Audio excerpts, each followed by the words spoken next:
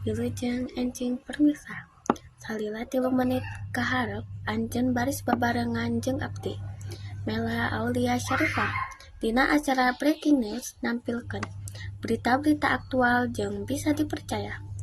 Kabar anyar ayeuna, parum listrik gede-gedean nyerang 2 negara Eropa, Spanyol jeung Portugal. Dina poe Senen 28 April 2025 di kota Lisbon, Portugal, rupa-rupa sistem penting lumpuh. Kareta bawah tanah eureun, lampu lalu lintas parem, telepon teu bisa dipake, jeung ATM teu jalan. Akibatna, loba warga kudu lempang di tengah lalu lintas nu kacau. Kota Lisbon robah jadi laut macet.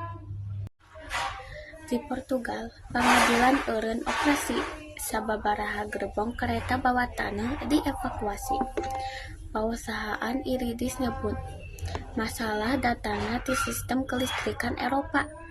Manehna kepaksa mupus aliran listrik di sababaraha daerah. Pikeun nyegah krisis leuwih parah.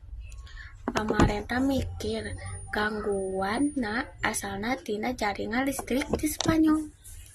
Aya hiji warga Lisbon ngaranna Mina Piris, manajer film. Manehna nyaritakeun yen listrik di kantona ujug-ujug parem, teu bisa ngalakukeun nanaon sapenting eta. Di Spanyol, parem listrik nyebabkeun gedung parlemen di Madrid jeung sakuliah stasiun kereta bawah tanah jadi poek. Jam 12.15 berang waktu setempat, pamenta listrik nurun drastis, nurutkeun situs resmi. Sababaraha jam ti harita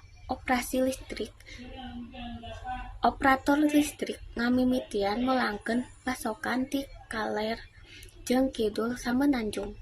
Kajadian ieu jadi parem listrik pangseriusna kadua di Eropa dina 6 minggu terakhir.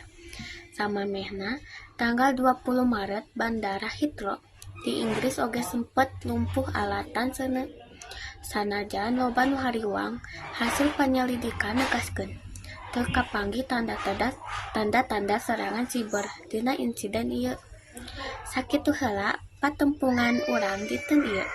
Abdi Mela Aulia Syarifah, hatur nuhun parantos nyaksian. Nepi ka tepang deui di kasempatan salajengna.